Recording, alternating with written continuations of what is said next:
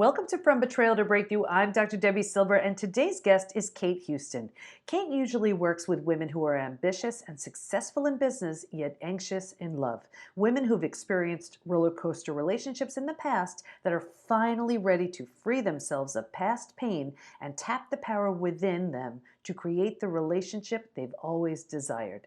Helping women feel empowered to create the deeply loving partnership they've always dreamed of is what Kate does, teaching them how to have courageous conversations with themselves and then their partner to create freedom and intimacy for a lifetime is who she is. So today we're going to be talking about how to be courageous and free in dating, love, and life. Now, I always say it's important to fully heal before even thinking about another relationship. So if you're not there yet, the only relationship you're building is an incredible relationship filled with love, respect, and trust for yourself. Once you've got that dialed in, then it's perfectly okay to start dating. And my guest, Kate Houston, is going to give you some great ideas to date courageously. Here we go. Okay, everybody, we're with my friend Kate Houston today, and we're talking about how to be courageous and free in dating, love, and life. And I just want to say, before I even introduce you, Kate, I always tell my audience, it is yes, dating is wonderful, but we need to get ourselves to our physical, mental, emotional, psychological, spiritual best, because if we don't, all we will do is create more of the same. So having said that, do not date unless you've done your work to heal whatever needed healing, because that's when you're coming at it from the best possible position. And we'll get more into that. Welcome. Thank you. I'm so excited to be here and to share and talk about dating and love and to find that freedom that actually does begin before you're on those first dates. It absolutely is within you. Yes. So, because that's the thing. It's like and I get it. We're in so much pain. We feel so alone. We feel so lonely. And we just believe, well, you know what? If I meet somebody else, then that will replace and replenish this pain I have in my heart. No, we need to do that work for ourselves first to get ourselves to that better place. It's that whole you complete me thing. I can't stand that. Because what happens if something goes wrong with that relationship? Are you back to being a half again? No, we need to make ourselves whole. So let's dive into this whole topic. Let's start with, how do you know if you even are ready to start dating again? Because there are people in this community, they may be, single for a really long time, but that doesn't necessarily mean they're ready to date. How do you know when you're ready? Well, I am big on a revolutionary love in the way in which we define it. We have all the movies, the songs, the hormones that tell us one story about what love is. But truly what love is it's a journey to better ourselves and to evolve with another human being as our mirror.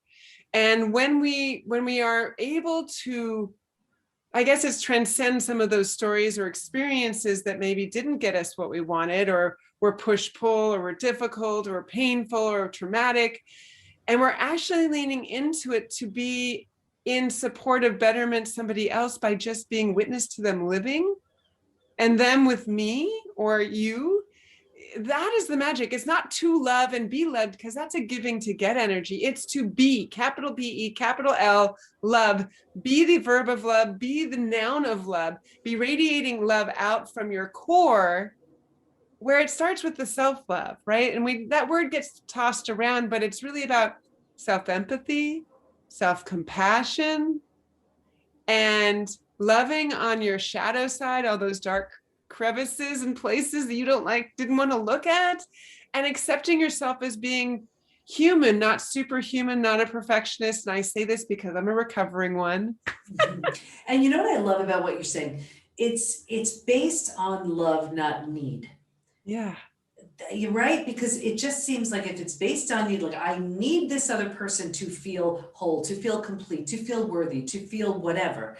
Or I need this love to feel validated. Right. Which, a lot of the healing gets to happen prior to that, when we didn't get the validation as kids, in families and some relationships we've had. It didn't work. Well, it didn't work because we weren't able to be grounded and centered. So the whole idea of being like courageous and free is that no matter what happens, you are the eye of the storm and the hurricane. No matter what, you can navigate it. It doesn't feel good. It can hurt and you feel your feels, but you're not knocked over and needing to be in bed for a month because of it, because your whole worthiness is knocked off because somebody took it away, the thing they were giving you. So it's not tied to worthiness. Yeah. Absolutely. Okay. So how do we give us an example of someone who's dating and they have no business dating, and then someone it could be the same experience, but this person's ready. What would it look like? Well, there's some different things. Be careful of your language. Words create our reality. Every day, every moment. First and foremost, the inner conversation we have with ourselves. What criticisms do we give ourselves? Oh, I'm such an idiot. Oh, I look so fat in that. And then it's sometimes we'll internalize it that way, or we project out, well, I can't believe she's wearing those tights. Well, that's because we don't feel good about us, or we don't think we can look good in that, or God, look at that ass. Well, my butt doesn't look good anymore. So, or it's not 20 something anymore. Oh, Right. Thoughts are things. We get to really get underneath what's behind what we're saying and catch ourselves and shift that. So if we're in those kind of conversations, and don't beat yourself up if you're in it, that's human. Lots of people are in that state. But if you want to elevate and learn and grow and transform, this is the work we get to do. So this is where I'm talking about language. He ghosted me. I'm being catfished. Like those are languages that we think are about outside of us, but we're actually judging ourselves in those statements. And I was feeling into it when you said that. It's very disempowering. Yeah, and we don't know that we're handing our power away with saying he ghosted me. Well, nobody can do anything to you unless you allow it. So I always try to get into the minds and hearts of my listeners and viewers. And right now they're like, but he didn't show up. So yeah, that's different. That's different. It's the instead of inferring the meaning behind it, which is just validating a limiting belief we all have about ourselves deep at the core, ghosting seriously is a validation for I'm not worthy. And I say this because I had it. Mm-hmm. So, I wanted to fight it and not believe it. And then when I said, what if it's true? What is it that I'm really, it's my subconscious and everything wants to prove the limiting beliefs that have, quote, kept me safe when I was a kid growing up or whatever, that I created to make sense of a nonsensical world, but I'm not getting what I want anymore. So those tools don't work anymore. So ghosting, I love that. Ghosting is a validation for I'm not worthy. So the same experience with, let's say that yeah. 2.0 version, yeah. Right? Who has done the work. How does she interpret it? It's simply, oh, he hasn't responded. Oh, he hasn't responded in a week. And you don't have to make up a story about he's not interested or he's only looking for XYZ or, getting upset and angry because we don't know what's going on with the other person. If somebody has a busy life, frankly, I would want to date somebody who has a life that's full. So if they're not living by the swiping, I love that. That means they're out in the world and they're not just on this online universe. That matters to me. Right. Okay. So I could see, and I could just picture them now. I love Some it. of them are saying, okay, that makes sense. I see that. But then again, if someone isn't willing to make the time for me, then I'm just not interested. Well, you could see, and there doesn't have to be a rejection energy because usually we put out, it's a defense. There's an invisible defense, an energetic defense. We're automatically saying, well, fine. But we've just sent that out into the universe to a whole lot of other men. It's not just a laser beam, it's a ripple. It's your whole sphere covered now in fine. And I think that, right, okay. And so I think the biggest piece of that is to not personalize it. Yes. Oh my goodness. It's so hard not to though, right? Right. But we have to peel it apart, slow it down and realize when we personalize it, it connects back to some belief that was keeping us safe, that doesn't actually serve us any longer. but it's part of that foundation. And when we do the work and get honest with ourselves and love on ourselves, even for that messy stuff, and get in there, then we can shift that. And it really sets us up to be free, where we have standards. Mm-hmm. I like to say standards. Some people say boundaries. Sometimes there's a lot of stigma around the word boundary, and there's a lot of defensive energy around that. But I like to say standards because it's about what you will and will not accept. Mm-hmm. And lots of people have different standards. If there are guys out there only looking to get into bed with you, and at least they're honest about it, and you can just say, no, thank you. We don't have to get upset about it. Thank you for telling me my standard is not yours. That's it. We're not in alignment. Right. Okay. There's no judgment on you. Right. So that's fair. I mean, if they're being honest about it, we know we understand the rules here, and if we don't want to play, then that's fine. So understanding the. Or if they message you, don't get offended if they messaged you because maybe they didn't read your profile. It doesn't matter. You get to state and stand up for your standards in a way that's kind and loving, because that's what you want to do in relationship. You're practicing in dating how to communicate and interact with another human being or other human beings, because when you get in relationship, you just have to continue to do this new and creative and open and vulnerable communication. It's not like suddenly there's a magic wand and everything works out when you're suddenly exclusive. Right. Now let's talk about this, because so often I see that someone, let's say a couple gets together and before long, the other, both lose themselves. And it's almost like the only way I'm going to keep this is if I just keep conceding to things and going along with things. And then at some point they get really resentful because they haven't stated their needs. They haven't made it clear because they were so busy trying to mold themselves into being this person. How do we know if we're even doing that? How do we recognize it? And how do we not do that in the 2.0 version of us? Well, I can give a secret. This is a secret that a lot of particularly women don't understand about how men fall in love. Oh, we all want to know the secret. Is the secret. Go ahead. Men fall in love with women by how women treat themselves, not how they treat the men. Yes, being kind to the men matters, but the mystery in their self-confidence, in their sensuality, like it's not about you wearing the lingerie. It's about how you're showing up in the lingerie that is turning them on, helping them fall in love. The way in which you take a stand for your standards and the way in which you're playful with that and you're able to communicate it in a loving, kind, knowing that the other person is with good intentions rather than attacks.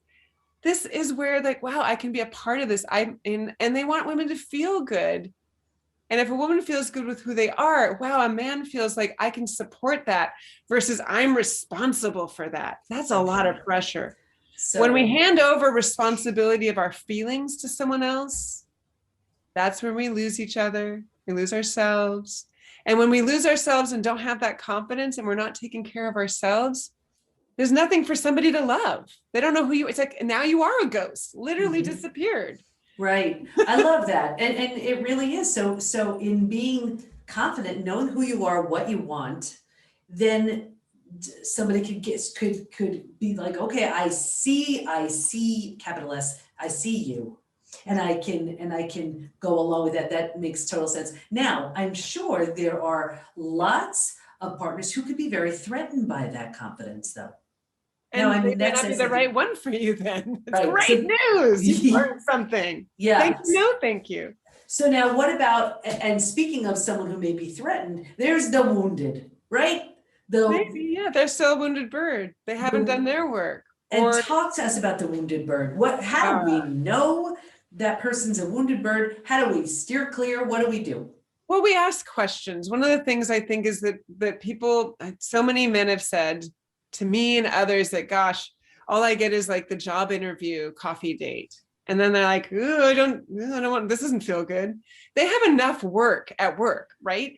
So coming into a conversation to ask for stories, to listen for their history and what they share. And men are really vulnerable when we listen. They really are open up and share things. Like they might share that they're the middle child, or the youngest and what that meant. And then you can always follow up like, oh, how did you navigate that? Did you feel like left out of things? And you don't have to be doing it with the idea of like, ooh, I want to find out if something's wrong right now. It's like, oh, my heart is feeling compassion right now. I wonder what he went through, and just listen to the story. And then it's to understand and then say, oh, how did you work through that? Or, maybe they did have a difficult moment in childhood. Wow, how'd you work through that? Have you healed from that? You can literally ask that. And guys will say, there are times I still struggle with it, but I feel like I've done work around that. And you're like, great, because that means they're a healed warrior, not a wounded bird. Because nobody's unscathed in life. We all come with battle wounds, but it's, have we healed? Have we done the work? Are we able to be in responsibility to that? To let go of the hold that those past hurts had on us, so we can actually be entering healed into relationship. That makes so much sense. So is there a way to like date in a healthy way? Yes. Well, I think so. I mean, part of it is, start seeking mentorship and accountability to support you in breaking the habits that are not getting you what you want, or that have gotten you things that definitely do not feel good. And to have that support in some way, shape, or form, just like you are supporting so many to break the patterns of how what happened in that moment, to heal some of that, that supports, because you have blind spots. We all have blind spots. I have blind spots that I can't see no matter how hard I look under there. That's why relationship is so great.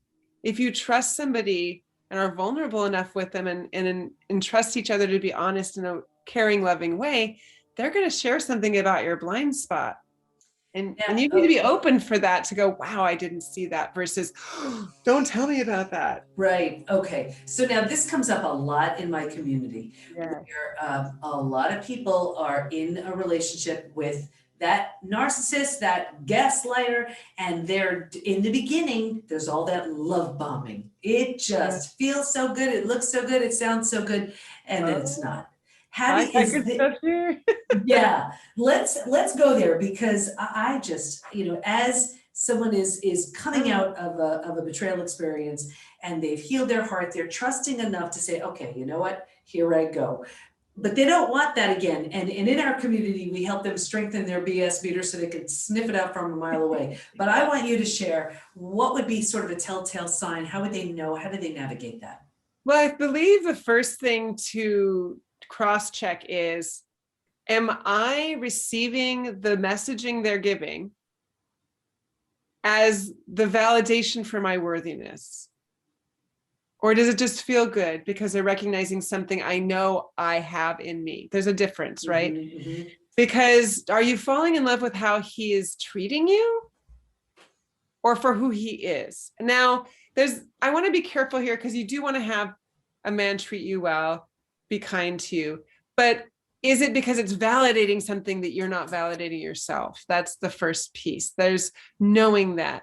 And then it's sitting in, okay, are they saying things that they couldn't possibly know about you yet?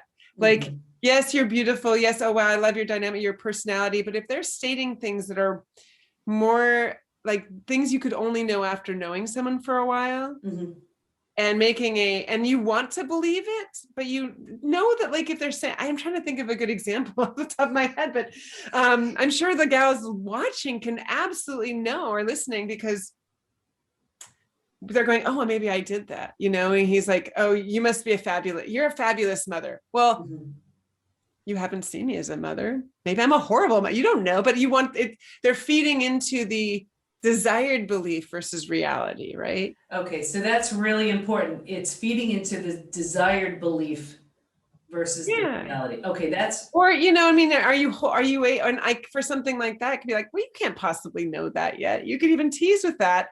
But depending on where they're coming from, you could hear the love bombing because it's feeding a need versus it's recognizing something you already know about yourself. Okay. All right. And you know what? And here's a perfect time to trust your gut, because it never lies. Yeah. If you're getting a sense like, this really sounds nice, but how could he possibly know that? Yeah. And it just feels good, but And the love at first sight chemistry. Hello, we know that is a familiar pattern, often dysfunctional, wanting to repeat. That if you absolutely like, wow, I just like, I met them 2 hours ago and it's like, I'm in love. Well, that should be the warning sign for both of you, because it's two to tango, to go, okay, what's actually underneath this? Okay, where, what was your family like? Maybe you didn't even talk about it on your 2 hour date. And you get to go, wow, maybe we both had really uh, mothers that were really, put us down a lot. Oh, wow, we get it. That's why we're connecting. Okay. And you can still figure out how to have a relationship in those types of things when you're both doing the work to be aware, because we all come, like I said, with stuff. Mm-hmm. But it's about separating it out, about making it about each other when we get to recognize it's that history. But I think too, like the thing with love bombing and narcissism is that is so interesting is that how we showed up. And I say this we because I was an utterly codependent, didn't know it. My family, my parents had parents who were alcoholics. My parents didn't drink, but they brought plenty of good behavior in with them to learn. And I learned it not knowing it, overgiving, doormat, all these things. And what I realized is that me being that drew that type of person to me. So how empowered I felt once I realized that if I actually shift out of those behaviors, I'm not going to attract a narcissistic person anymore, because they're looking for somebody that puzzle piece matches them. And it doesn't mean they're like actively looking consciously necessarily. There's a lot of people that it is an unconscious, subconscious thing that we don't know. And it's so true, because you see who you are by who you attract. Yes. Right. And it's like people you would attract when you were not at your best and you weren't feeling great, you just wouldn't resonate. It just wouldn't be. This is why I love to tell women, when men are first out of relationships, for just divorced or in separation, when you're meeting them at their worst, or what they would perceive as their worst, they're still in super healing, trying to figure things out. They're not going to be the right match for you, because you're accepting them at that level. Plus, you don't know what the healing is going to be to see if it aligns with you yet. And they're busy working out all their stuff. You don't want them working out all their stuff on you. Yeah. And you don't want to be momming them either, which I know sometimes in codependence can happen. Right. Too. Yeah. So I love the idea of, if it's feeling like validation, it's one thing, but if it's feeling like, it could possibly be something that this person knows about me, and it's just, where is it all coming from? And really taking the time here to just understand what's being sent your way, and where are you feeling it? How does it feel? What other tips or strategies do you have for everybody?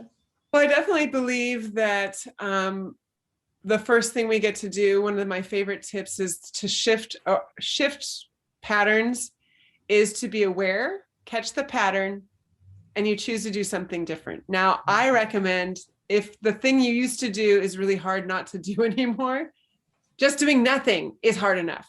Just choose to say nothing.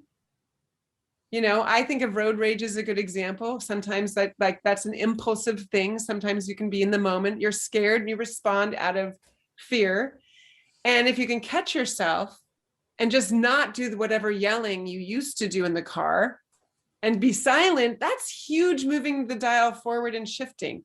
So and then becoming aware. That's so huge. And you'll see, yes.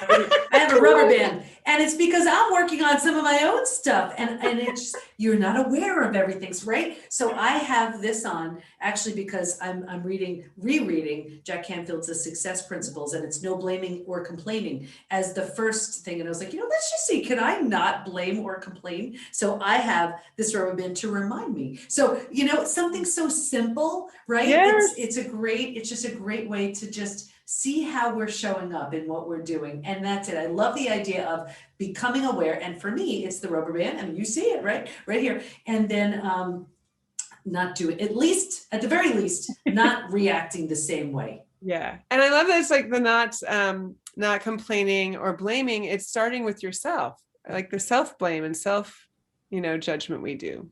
Right. Well, I was just thinking just about little things throughout my day, and there are so many times, and I've only been doing it for 2 days, but there were so many little instances, Yes. just almost as conversation. I was going to say like just what went wrong, and I was like, why would I want to do that? And even just the reminder, having this on my wrist is stopping me. So Yeah, I it's love it. everybody. I recommend it to everybody. Listen up. It's powerful. So, is there another tip you want to share? I believe that one of the most important ones that I have is whenever you are activated, some people say the word triggered, it has a lot of heat, that word, but I say activated in some way. It's 100% all about you. And if you can own that as a principle, like a absolute principle, and approach each one of those situations from that, it's because somebody's saying something that reminds you of an inciting experience, or maybe a new boyfriend said something or looked at you the way an old boyfriend, and it just took you right back to that. When we get to own that, then we get to be in those moments with somebody new and say, I'm reacting. I kind of want to run, but I'm trying not to. I'm not sure what's happening. Even if, like, maybe you do know, maybe you don't, but just saying, I'm kind of freaking out right now. But instead of saying you and just getting off into some activation, fear, anger response, it's like, ooh, I'm owning this and I don't even know what to do right now. They might say, can I hold you? What do you need? I'm like, I'm not sure.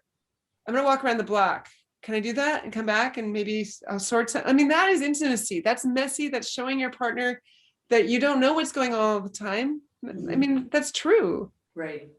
But it's acknowledging that something's going on within you that you need to deal with. I love that. What do you want to make sure everyone knows as we wrap up? I would love everybody to know that I have an online series coming up that is called How to Heal a Broken Heart. Be courageous, bounce back, and find extraordinary love. Because when you heal your heart, truly become whole, become grounded and centered, and you are super connected with your value and your worth and your standards, that nobody can cause you strife. Truly, you can navigate any situation, any relationship with grace, with confidence, and with kindness. And the series is coming up, and we're going to have a link for people to join. Yes? Beautiful. Absolutely. 100%. And you know what I love about this, because it's intentional.